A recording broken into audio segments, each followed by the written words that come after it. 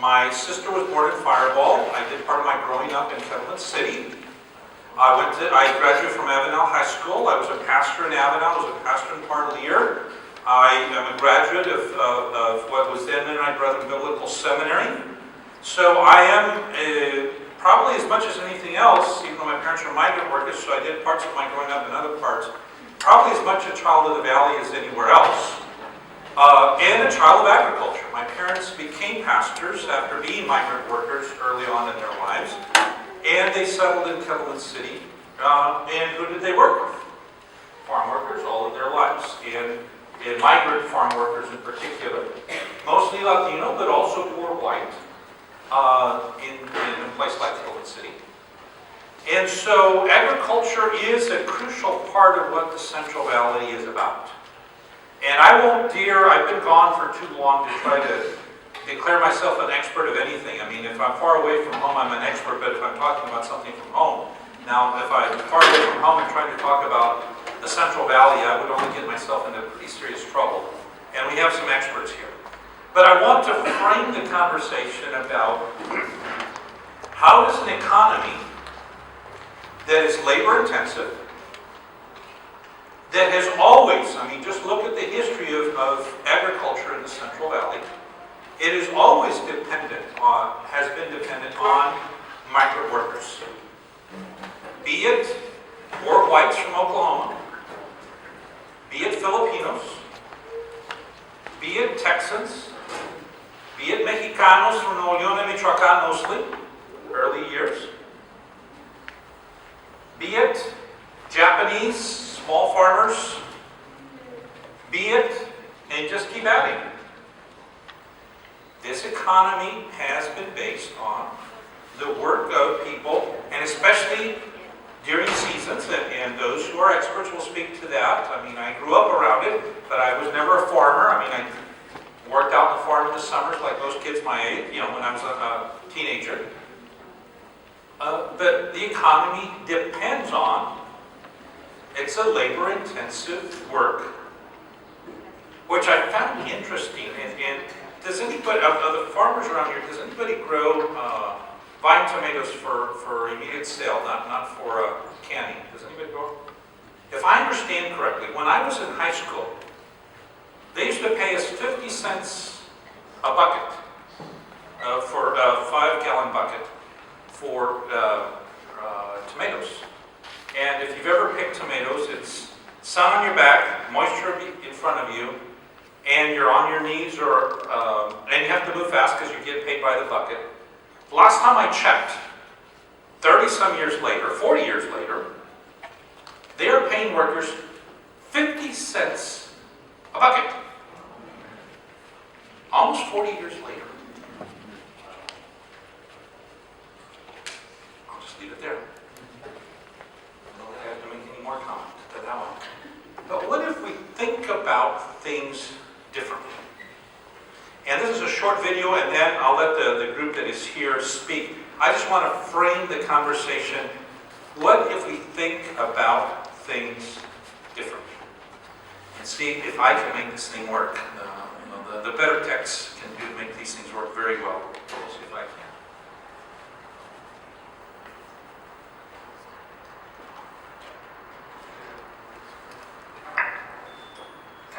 Is that too much?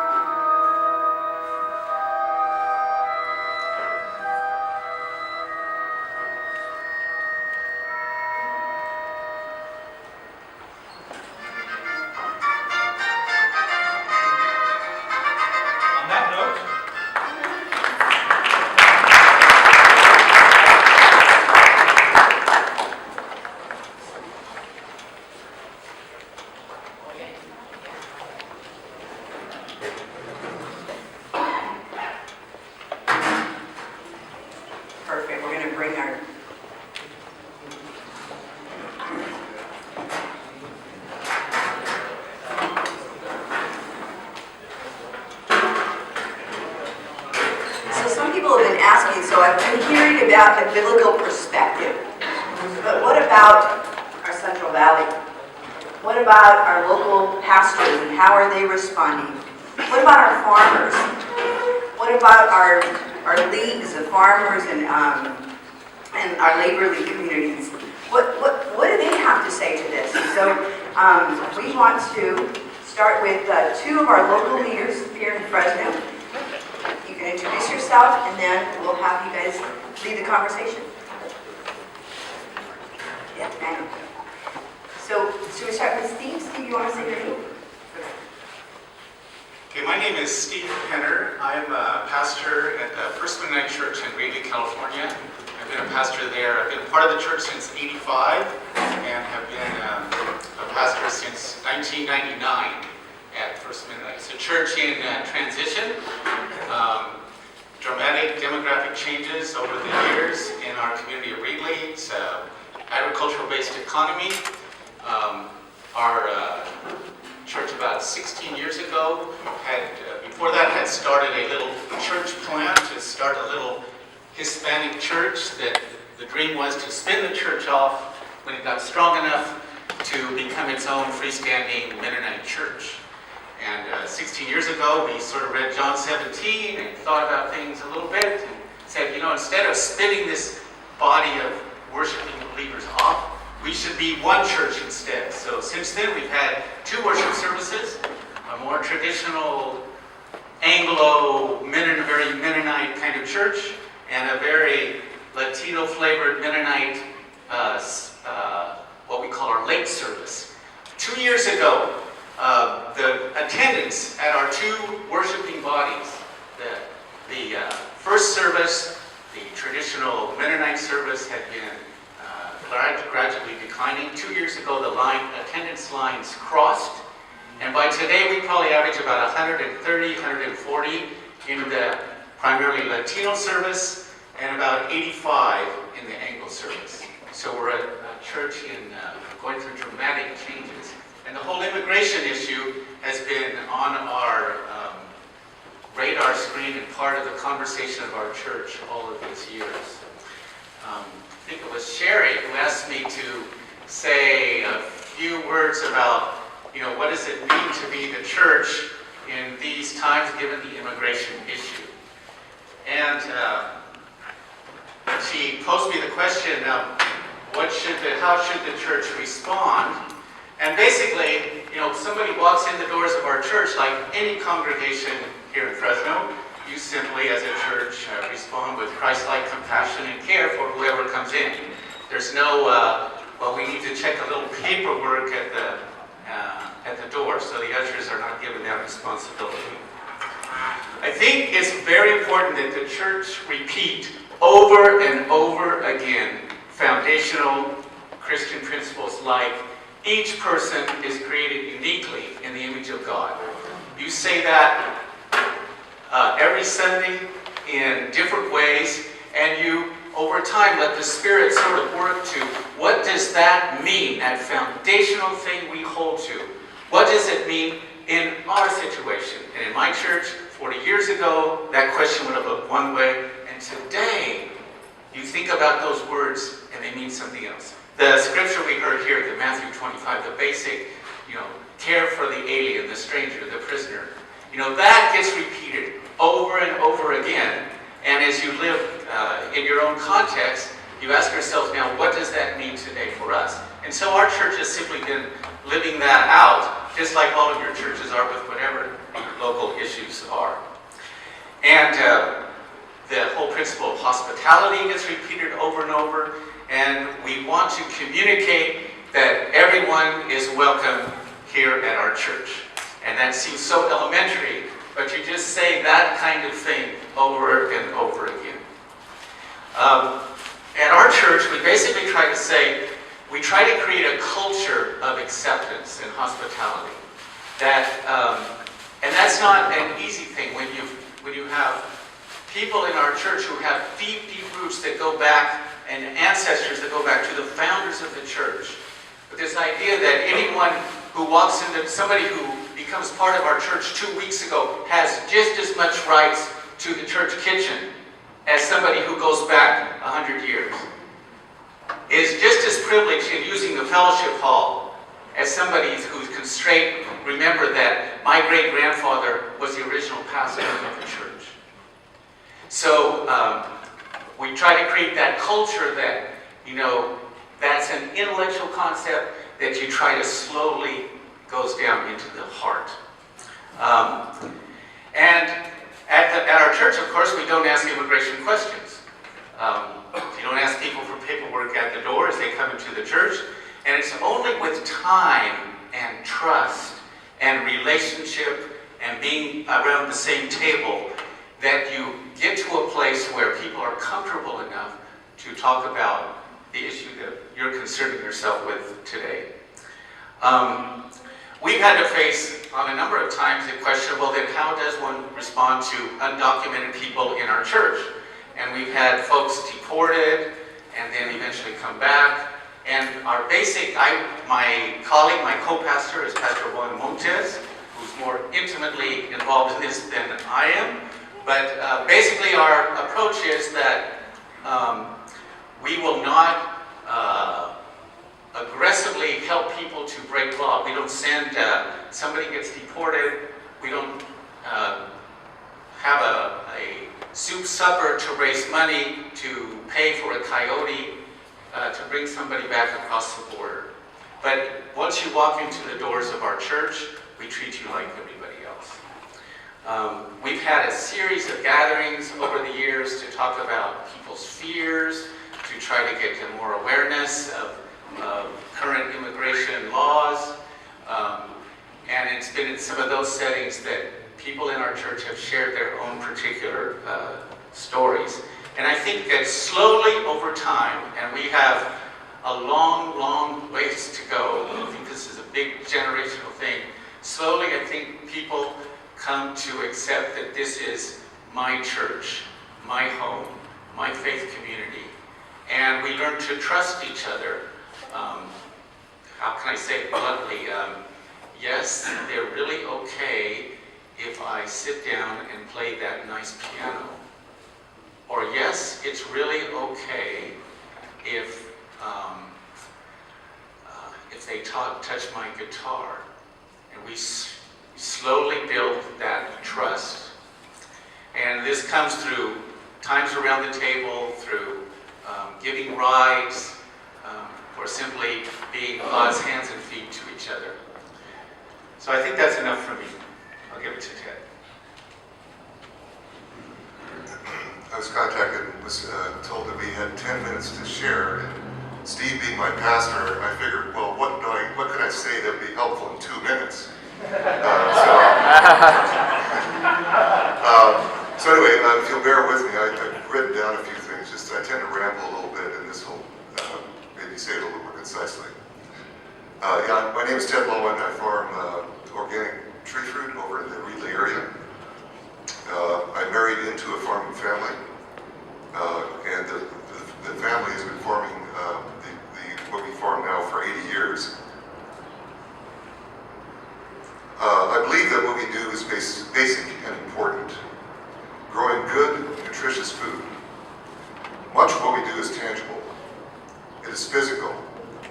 Often at the end of the day, you can see what you've done. The fields worked, the trench dug, the trees thinned, or now, actually already this year, we're picking fruit. I think it sometimes is referred to as good, honest work.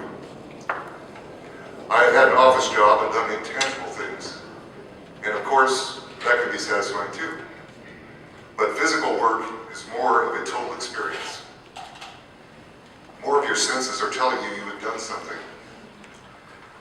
I sometimes hear people like my late father-in-law, who grew up on the farm and farmed all his life. He was a dawn to dusk farmer, kind of as opposed to a pickup farmer. Referred to as the salt of the earth. Growing tree fruit is very physical. We have at least 150 trees per acre, and each of them needs to be pruned, each needs to be thinned, each needs to be harvested often multiple times. And so, like has already been said, it's a very labor-intensive enterprise. On our little farm, we will typically have at least 10 field workers during the peak of the season, and we'll have about that many processing because we do a lot of direct stuff. So it takes a lot of people. The people working for us are doing good, honest work. Basic but important work. Work that is literally necessary for all of us. Growing food. The food grown in California is done overwhelmingly with foreign workers. And that has been true for many years, as has been mentioned before. In 1966, 47 years ago, I first came to California as a farm worker. When I was in high school, in Kansas, I ended up out here. It's another whole story, but and I picked fruit with mostly a Filipino crew. That is coincidental to what I'm doing now. While the legal status of the workers has changed over the years, today industry estimates are over 75% of the workers are undocumented, and I didn't know Manuel was going to be here. He's the expert. He would have the specifics on that. That is a situation that's developed over many years. Good, honest work is usually hard work, and not something many choose to aspire to. We collectively usually want our kids to set other goals. So here we are. I know many salt-of-the-earth people who have worked for me on our farm. As an employer, we of course are required to fill out the W-2s and the I-9 forms, and we do so. But some of the 75% surely have worked for us. So our documents weren't accurate. I believe the moral response and the Christian response, to put it probably and artfully, is that it takes two to tango.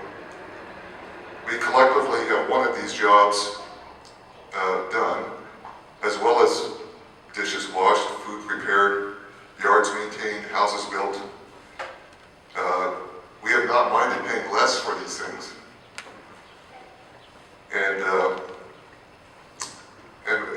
Or have we collectively decided that the problem can be avoided, or at least does not need to be solved? And it is a large, complicated problem.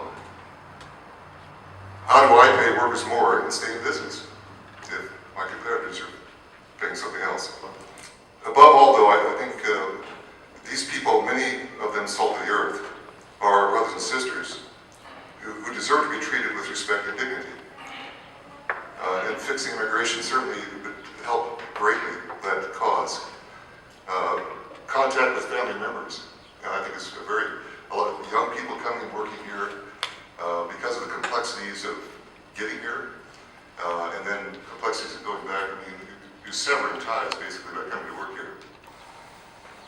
So yeah, it's something very much deserving of our efforts. I might mention one. When I was here in 1966, I think I worked for $1.60 an hour. I'm not sure.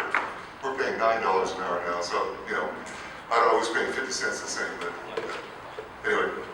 Yeah, so that's my bit, I guess.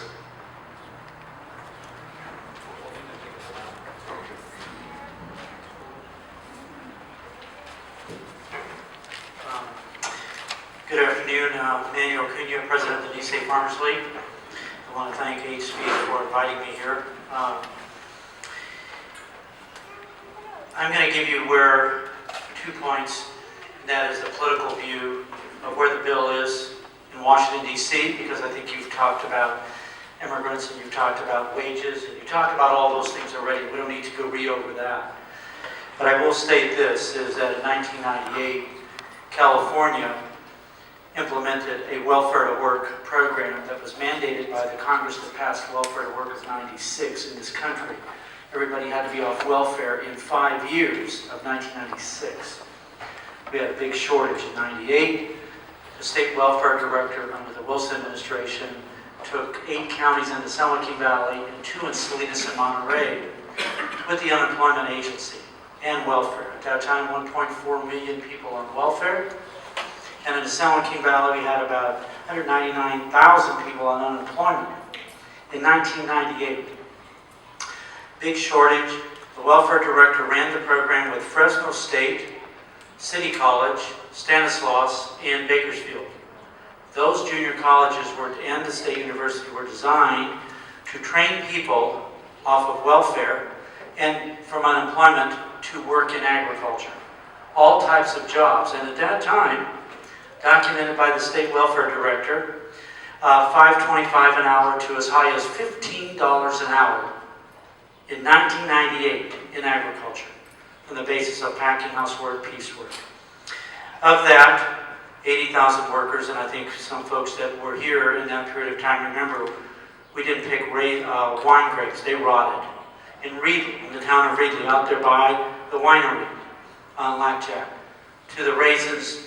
When do we pick raisins? We don't pick raisins in October. We pick raisins when it's nice and warm and 98 degrees. We were picking raisins in late October, which was a disaster. Long story short, the Welfare to Work Act that was done and implemented out of California for the San Joaquin Valley, we had 137,000 people eligible to work in agriculture. Eligible. We took out all of the other factors, single moms, medicals, etc., etc., etc., etc., okay, out of the 1.4 million welfare recipients. In Monterey, Salinas, Gonzales, King City, we had 4,400 total eligible human beings over the age of 18 to work. San Joaquin Valley had 503 apply through the unemployment agency, and at that time all the farmers submitted job orders to the EDD in this valley, complete. The job orders were very complete, the type of job, the wages, etc., etc. From that standpoint, of the 503 that applied, 3 actually went to work. And of the 3, the longest time was a half a day. One claimed unemployment, one claimed disability, one claimed he could not find the farm. Okay? Now you think, well, agriculture had nothing to do with this. The only thing the farmers did and the packers did and the dairymen did and everybody else, submit the job order knowing their farms are going down the tubes because there's nobody to harvest the crops. Okay? We even lost some cows that couldn't get milked. Okay? They literally died. Okay? So, case in point is that U.S. workers in 1998, we proved unequivocally, Senator Feinstein submitted the document. Senator Feinstein received the letter in January of 1999, who was on the subcommittee, or on the chair. Kennedy was the chairman of the Judiciary Committee, she was the subcommittee chair. And I went and testified. The document was about an inch thick that was documented. She received a letter from the state welfare director. Now that was when Gray Davis became the governor at that time, but the welfare director was still the welfare director. Sent a letter to Senator Feinstein, and she kept that letter, and it's in her office, and she's never lost it. And she's got it under lock and key. But in the letter stated very clearly, we will not train people in agriculture. The state welfare director of this state. We will not train seasonal workers in agriculture. And oh, by the way, before I get to the third point, let me give you the second thing. We also worked with Dan Lundgren, the Attorney General at that time, to bring parolees, 22,000 of them that we could bring. We worked very closely with his office, and we had to work with the unions, with the prisoners. We were finally told that the prisoners would have to have 3 solid meals that met the dietary needs of each prisoner. They would also have to have 20, for every 20 we need a gun-carrying sheriff, because they're criminals. And oh, by the way, they have to be transported in a vehicle that meets their needs for comfort. Now these were said to us. So at the end of the day, one did what? One just said, well, thank you, but we'll find someplace else to get labor. Okay? Third point in the letter to Senator Feinstein. We will not put people in that industry because it's too hard of one word, work. It's too hard of work for those people on welfare, okay, and unemployment. So let me move fast forward. From that, agriculture put a thing together called Ag Jobs. in 1999, we sat down in Senator Feinstein's with Arturo Rodriguez, myself, Bob Feisch used to be the State Farm Bureau president, and a few other folks, Monty Lake, who was an immigration specialist in D.C. We crafted ag jobs. It wasn't perfect. I sat next to Arturo Rodriguez because the senator figured that the D.C. Farmers League and the UFW had their differences in the 70s with Cesar Chavez, of all the stuff that went on, that we would kill each other within the first hour because we sat next to each other. And it never really happened, but we sat next to each other, but we were very, very civil amongst what we were trying to accomplish, putting to the side all of the other problems that we had. Because this is immigration, this wasn't a strike, this wasn't working, not working, or whatever, okay? Let me move fast forward. 13 years later, let me go back to 1986. Did anybody watch the signing of the immigration bill by President Reagan in the Rose Garden? Did anybody watch it? Okay, I'm going to ask you a Jeopardy. I'm going to ask you a specific question. What did President Reagan tell the entire country and the Congress and the Senate at that time when he was signing the Immigration Reform and Control Act of 1986 into law in the Rose Garden? What did he say? Lost 100 bucks. Well, KOJ, you would have got it. You would have got that $100. But what he said, very clearly, and it was focused on the Congress, the Senate and the House. I am signing today into law this bill. But this is not the end in solving of our immigration problems. You must continue to address the problems of immigration of this country. 26 years later, because it all happened on November 6th of 2012. That's when it all happened. It happened on February 18th of 2012 with the other president candidate that was running on the Republican side. When he said, we need to send everybody home. All 12 million, plus maybe. All of them need to go back to their countries. Okay? That set the stage. And what did our president do on June 19th of 2012? What did he do? Well, he did a thing called, signed into law, an executive order called DACA, the Deferred Action for Kids. Who crafted the bill was Senator Rubio. So the president has a right to steal language from other senators. He is the president. He can do that. If he sees something that's good, he's going to take it. Well, he did. He took a portion of the DREAM Act that Senator Rubio had and put it into DACA. Okay? That started to set the stage for immigration of getting done. And we all saw the writing on the walls on November 6th of 2012. We saw the writing on the wall. And that was a clear message to many of the Democrats, but especially the Republicans. And I'm a Republican. Very disappointed on immigration, the way that some of the folks have handled that issue over the past 10 years. And even in 2007, we had it very close to get it done, but we didn't. Because I had a chief of staff over in the White House that had a different agenda. I had a Homeland Security Secretary, military person, nothing wrong with that, who didn't know immigration. Okay, did not know immigration. Okay, so from that basis, we now have an immigration bill. I'm moving real fast now. We have an immigration bill with the Super 8. There is a Super 9 senator on that list. Her name was Senator Feinstein. Senator Feinstein was the key senator for agriculture, with Senator Rubio finally concurred to be the Republican senator to get agriculture done. Now, I was in Los Angeles on Tuesday.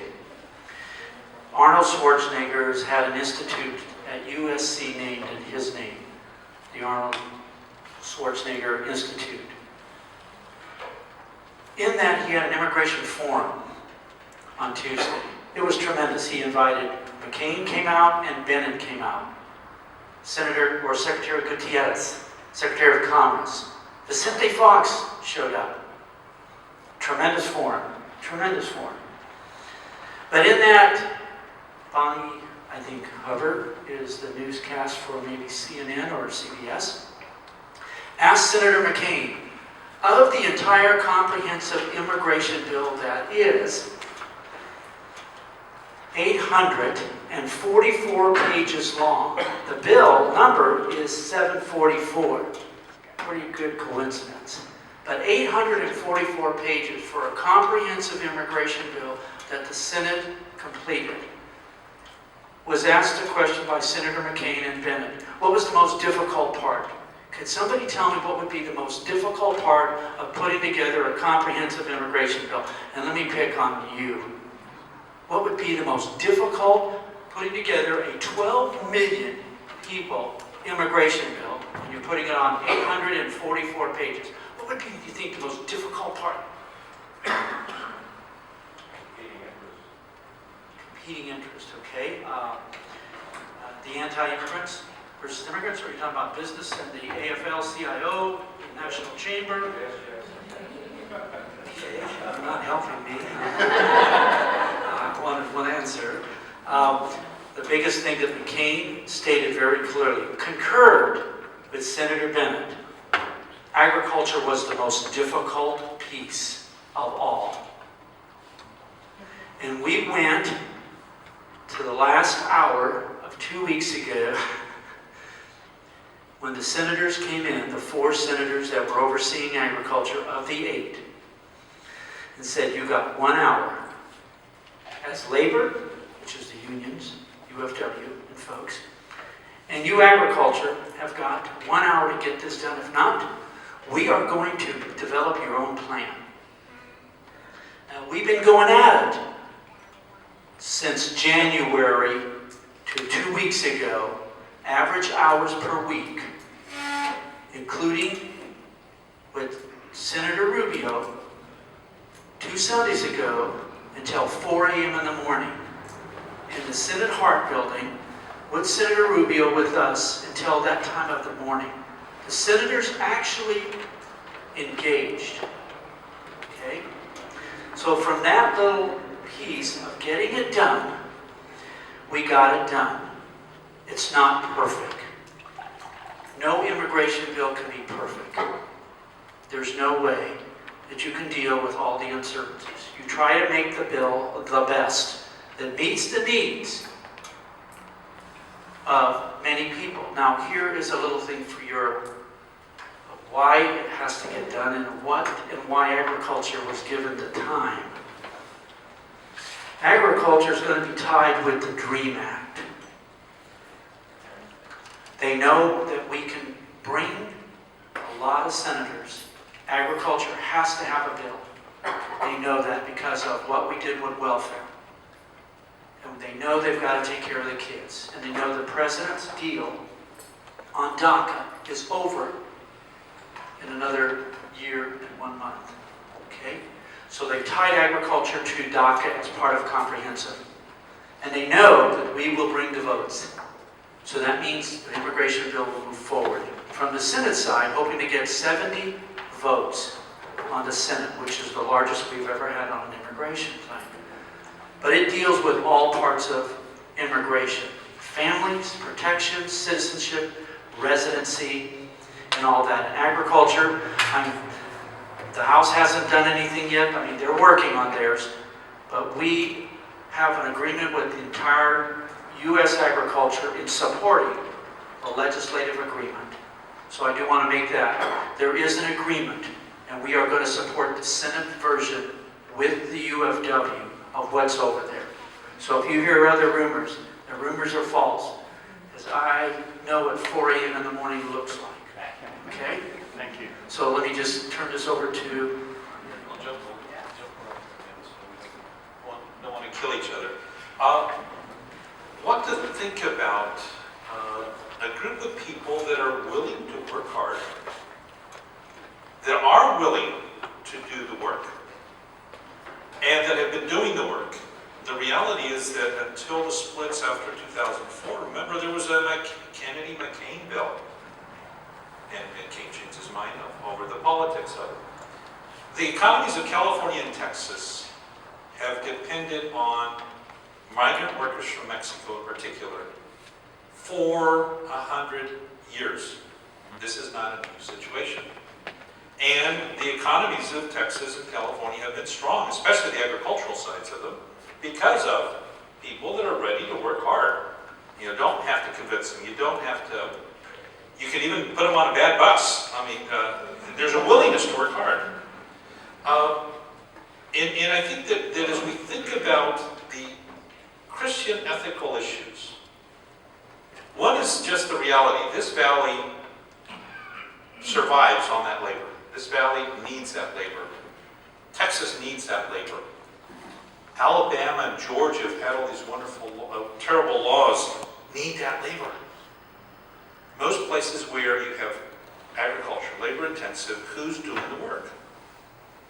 I'm in Oxford, Mississippi. Okay, if you know where Oxford is, it's where the University of Mississippi is. Town of 12,000.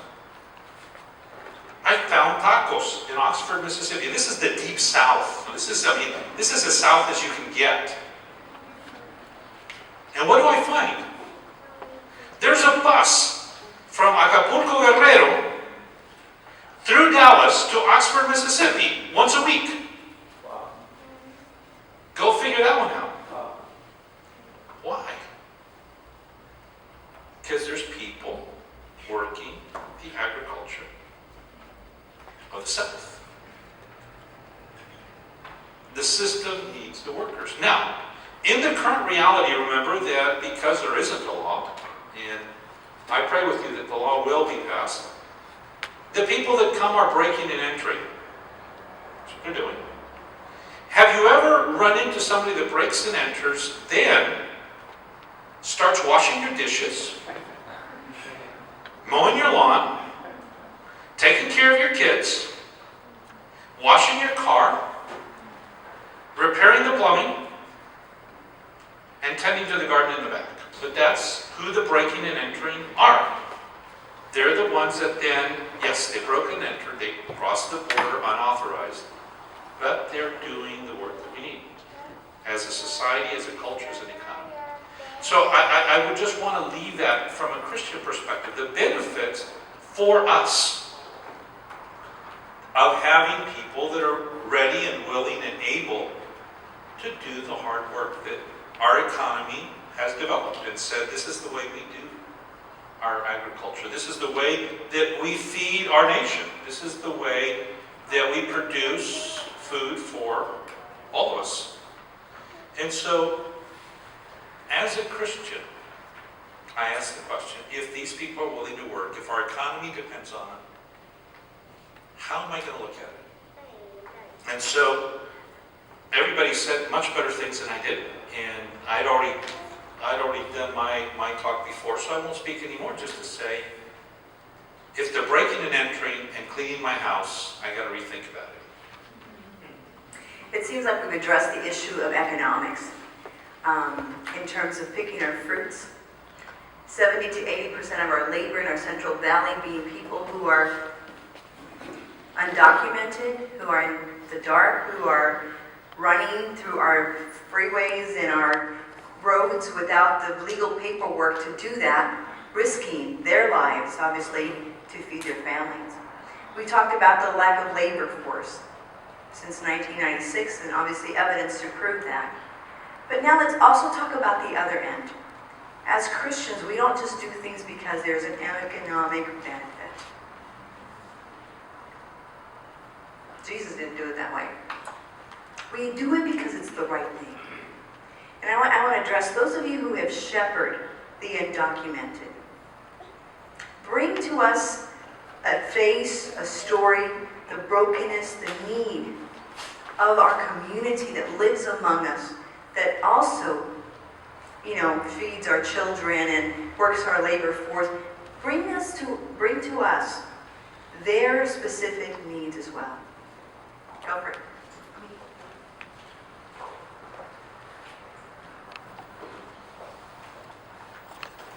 So we have one man in our church who's been a deacon in our church. I'll call him Pablo. His papers are not in order, so he crossed unauthorized. He broke and entered many years ago. Has a couple of kids, a marriage in trouble, and is a very hard worker in the, not in the fields, but in agriculture related. And came to Jesus somewhere after crossing the border, and eventually for, I'd say, 15 years has been part of our fellowship. But he lives with this uncertainty as part of his life. He wants to do the right thing. He's scrupulously honest and punctual, and disciplined and orderly, Sunday school teacher, Bible student. But one day he came and showed me a paper he had received from his employer, from the HR department. Pablo, we noticed that your social security number is not accurate, and please come back with your correct social security number. So here's a man who wants to do the right thing all the time. And so he sort of disappears for a bit into a murky world that I sure don't know. And evidently, eventually came back with a better social security number. And is... No. Some of us know what that means. You want to buy paperwork, documents. And so now continues to be, a leader in our church. Continues to work hard for his employer, who his employer certainly wants him and desires him because he's a good worker. But he lives with this shadowy part of his life. Or another man, I'll call him Jose. And Jose, I'm drinking coffee in Reedley. And Jose comes by with one of he's got 4 beautiful little girls. And his wife works. He basically stays at home and is a house husband and comes from Central America. And we're talking and he says, Pastor Steve, the problem is back then, 18 years ago, I did some bad things and I have a felony on my record.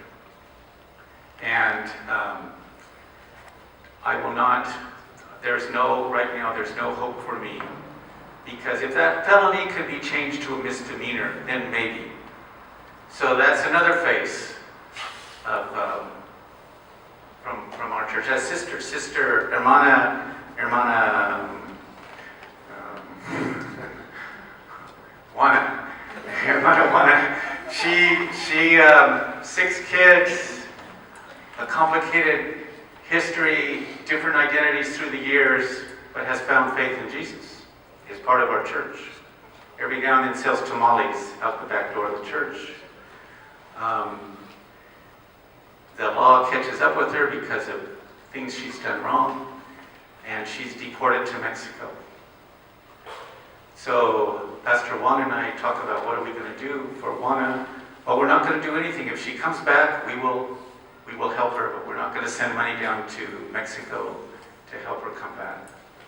And maybe a couple months later, there she is again.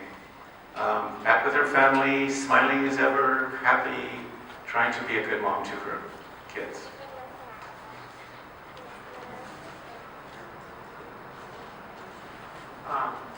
August of 2011, midday, 400 workers on the west side of the San Joaquin Valley. After the water taking by a fish in 09, 010 on the west side created Fireball, Mendota, Huron, Kelman, you can name them, about 45,000 workers without work.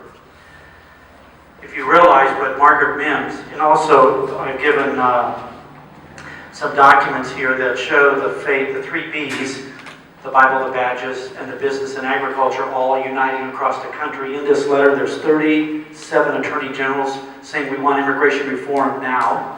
That's never happened in the history of immigration. But in that August 11, I was contacted by a grower, and a farm labor contractor where human trafficking had been taking place. The workers were transported from Nevada, met and loaded on these vans and came to the valley. The human traffickers have tied themselves with the drug cartel. Of these 400 workers, for approximately a month and a half, they were instructed where to go to cash their checks with their vehicles. They were transported and they were controlled by the human traffickers / drugs. If any of you in here have dealt with one of those folks, guns are not a problem. They know how to use them very effectively, and they don't care about a human life, no matter what color or sex or age, okay? But in this problem, I was contacted, so I left my office for a full week, not disclosing to Homeland Security because there was a leak. There was a leak in Homeland Security in the valley tied to San Francisco on what was going on with the dollars that were taking place. The workers cashed their checks at these locations, and the human traffickers kept 50% of the wages. 50% of the wages. So if any of you work for somebody, can you imagine them taking 50%? And you have no choice but to accept that because of who is being held hostage. Okay? People that came to Las Vegas came through the borders carrying drugs. Then they decided to do employment trafficking. We contacted the workers. I've got a hold of the workers. Got me. I went out and met with them out in the fields, out in the disclosed. Nobody knew where we were meeting because we have trust for nobody. The only person that knew anything was Margaret Mims, as far as what was happening confidentially because of the snitch activity that was going on in our own government, okay? Because of money. The farmers, I got a hold of the 3 farmers and the labor contractor. They rewrote their checks and made up the differences. They didn't have to do that, not one bit. Okay, these were new workers working for contractors. And again, you don't know when somebody brings a van of 15 workers because you don't question the documents because of legal requirements, okay? And that's the way it's supposed to be, okay? So I want to let you know that that is happening in this valley. And we have 1,200 marijuana situations going on. And many of these people that are afraid of, because of their identity, they are coerced into working for these drug folks. They have no choice at the end of the day, okay? And that's a big issue. Margaret Mims has got a letter here that went to Napolitano. And I think H. Speece and a few of you guys, and Sherry, you guys were in that meeting. I won't say whether you weren't, but you definitely were, and it was a private meeting to talk about the situation of e-verification. Okay? So I just want to say that we are greatly concerned of our employees, and it doesn't matter of the status. Okay? We know what our workforce is, and just for some of you, in California, I'm at 90% documented problems. In my industry of 440,000 seasonal workers out of 1.4 million across the country. Okay? So if we don't get this fixed, and it's going to take the churches, this is the first time that the churches have rallied with law enforcement and with business and agriculture to get this done. 37 attorney generals, including ours. Including ours. Okay? You've never had that before. But let me tell you who threw the grenade was Margaret Mims in June of last year when she jumped out in front of a lot of enforcement people and said, enough is enough. We've got to get immigration done. So if you ever see Margaret Mims, shake her hand and say thank you. Because she got it. And so I just want to make that point about farmers do care about their workers. And those farmers didn't have to do what they did. But human trafficking is a serious problem in this valley. And it's not no joke. Thank you. Thank you. Well, I call out Randy and Pastor Fernando. Let's give them a hand. I'm going to have Dr. Juan Martinez finish with his last, maybe, charge to us. What do we, the church, in our Central Valley do? to respond to this issue? Well, just being here is a major step forward, and just being aware. I think one of the advantages of a place like the Central Valley is that because most of you know exactly what has just been described, you know that we actually need each other. That the industry and the farm workers need each other. And that is a major place of being able to have a real conversation. That there is a co-relationship, and that relationship is not new. And if we can focus on that and just say, okay, what do we have in common? We have in common that the Central Valley, and we can name other places, but we're here. The San Joaquin Valley thrives when all of the levels of labor that are needed are able to thrive. When everybody that can work and is willing to work is given the opportunity to work, the economy thrives. And so the Central Valley has a unique opportunity because you can name the issue in a different way, where it isn't about the interests of the Republicans or the interests of the Democrats or the interests, it's the interests of the Valley. And so that's a way to start a conversation. We do need to have a gospel conversation. But the reality is that most of us, even those who claim to be Christian, will usually start the conversation over here. Let's talk about what's good for the Valley and what's good for the churches and what's good for us together in common. And if we can have that conversation, the question's been answered. And we can move forward. So talk to each other, talk about what's good for where you live. Seeking the shalom of the San Joaquin Valley. So God bless you. Thank you, gentlemen. Much appreciated. Stick with us here just for another couple minutes. We're not out of time yet, so hang with us just for another second. On your tables, well, first of all, I just want to acknowledge you took time to come, many of you to the morning, and then also those of you here at the lunch, because you know how important this issue is. Wherever your starting point is, you know how important it is. And I just want to say I appreciate the time that you pastors took, the time that you nonprofit leaders took.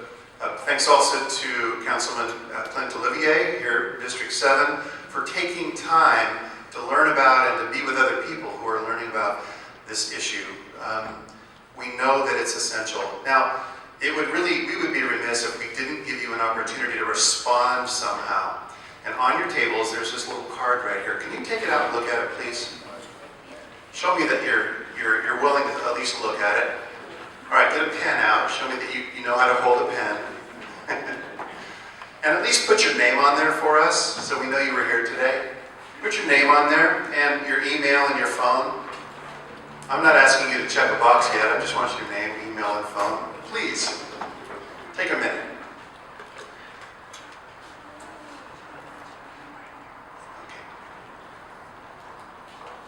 Now, I am going to point out a few things that you might be able to do to respond here. The first is, you'll notice it says, I'll take literature from the evangelical immigration table at this meeting and read it. Over there on the stage by Pastor Villalobos are books and materials. Don't take the books, just look at the titles.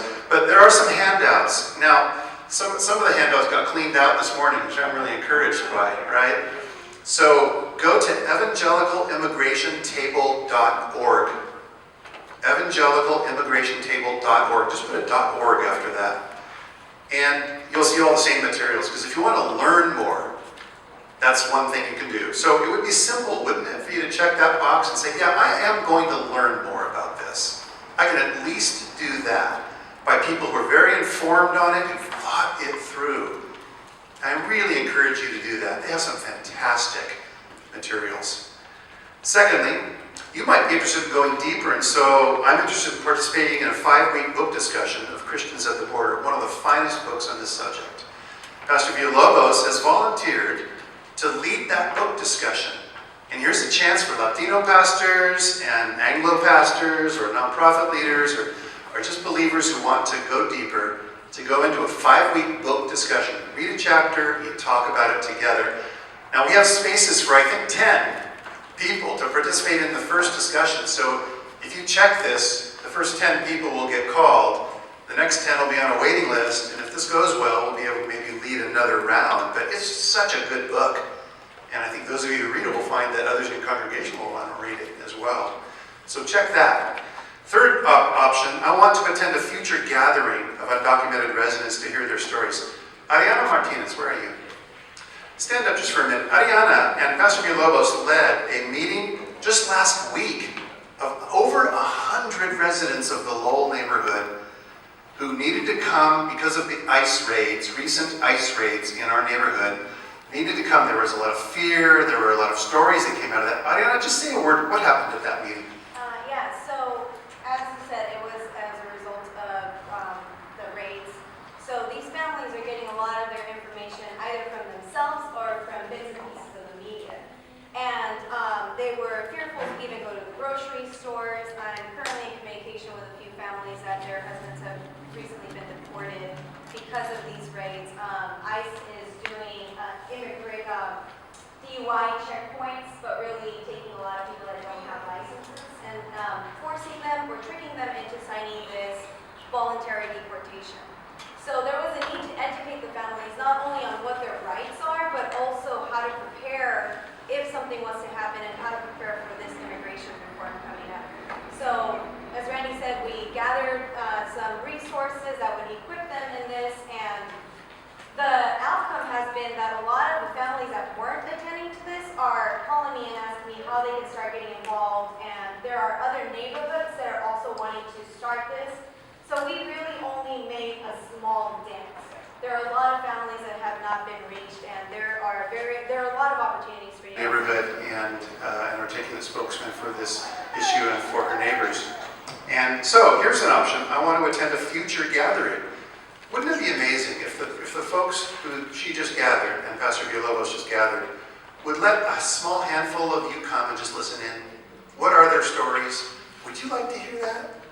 What an honor that would be to be treated with that kind of trust. And if you want to do that, we don't have one planned right now, but if you want to get on a list that could be invited, Ariana? Yes, we do. Okay. We have one in Friday 17th, so we are making those arrangements, and they're going to be continuing. Okay. And depending on the needs, we're going to be bringing them into different neighborhoods. So if you guys, one, have relationships with people that are undocumented, and you have a congregation, I can definitely help you guys set those up with the organizations. Or, as Randy said, if you guys would like to take part in this and just hear people's stories, that is also another way you can get involved. Okay, so there's your option. Final one is I will write my representatives in Congress asking them to press for comprehensive immigration reform. As you know, this is a very tiny window of opportunity right now with the Gang of Eight working on this, and it is not in a good place necessarily right now. There are great imperfections in this bill, but it's possible that something good could happen, and your pressure on your representative will be important during this time. So check one of those boxes. We really appreciate your help. I want to give a couple final announcements before we hand it over to the pastor to pray. You know, one of the things we've been working on here has been church-based job creation. And last year, the No Name commissioned a subcommittee that put a book together called The Work of Our Hands, which explored church-based job creation strategies from all over the country. That book was given to 75% of all pastors in the city and every Christian nonprofit leader and the mayor and the city council. Mayor Swearingen wrote the foreword to the book. That could easily simply be a book on a pastor's shelf right now and go no further than that. So the Center for Community Transformation, in response to that momentum, has created a summit, which is going to be later this month on May 30th. We're inviting pastors, but more than that, teams from your congregations, business people from your congregations, nonprofit leaders, but people who can come as a team and learn models that churches have used to address the issue of unemployment in their city. And with 17 to 33% unemployment in our area, this is something that churches can come to the table on. So your registration information is on there. We'll look forward to that happening. There will be a July No Name, so watch your email inbox. We're hoping for, I don't know if you all know this, but 350 20-somethings, young people, 20 and 30-somethings really, gathered last month. Was it last month? Yeah, it was March. In what was called City Summit. This was the 6th annual event. Grown in numbers every year. 350 young people gathered to ask, what does Christ-centered civic engagement mean? Now, if that doesn't encourage you, I don't know what would.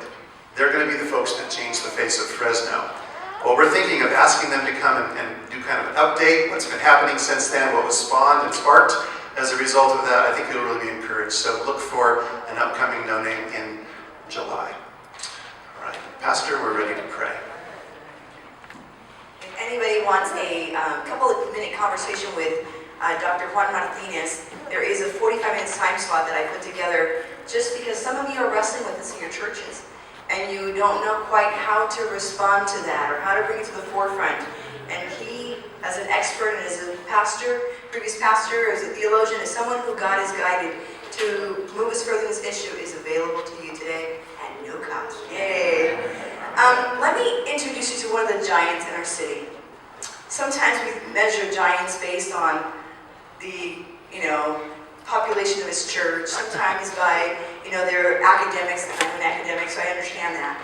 But sometimes God brings giants among us who he uses to deal with the most difficult and challenging situations.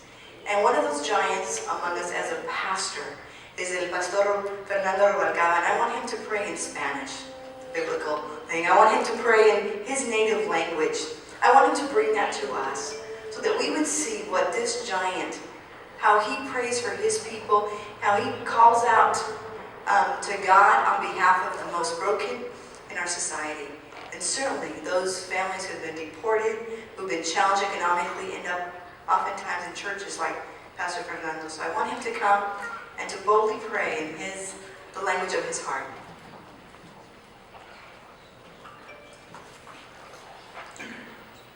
Señor, te damos gracias por la unidad que estás haciendo en el pueblo, por las bendiciones que estás enviando y por la unción de tu Espíritu Santo para orar hacia la justicia tuya, Señor. Queremos que se haga tu justicia, no nuestro camino. Necesitamos tanto de las leyes justas y la reforma migratoria, Señor. Pero solamente tú puedes hacerlo, y unidos nosotros orando hacia ti, en el nombre de Jesús, Padre. Que toque los corazones de las personas que están haciendo esto y los que pueden impulsar a que se hagan leyes justas, Señor. Oramos, Señor, en el nombre de Jesús para que todo lo que está en tu corazón, Señor, se cumpla. Oramos por el grupo que hoy ha venido y que, en cierta forma, Señor, está interesado en hacer tu voluntad, Señor. Gracias por el doctor Juan Martinez, Señor, que vino a traernos estas historias y refresco de lo que sucede y que ha sucedido. Sigue usando, Señor, y sigue usando a los ministros, a los siervos que tienes aquí, Señor, para que todo lo que está en tu plan, Señor, se desarrolle. Oramos en el nombre de Jesús por las iglesias, que tengan siempre las puertas abiertas para aquellos que vienen quebrantados, vienen cansados, vienen necesitados de ti. En el nombre de Jesús, Padre. Amén.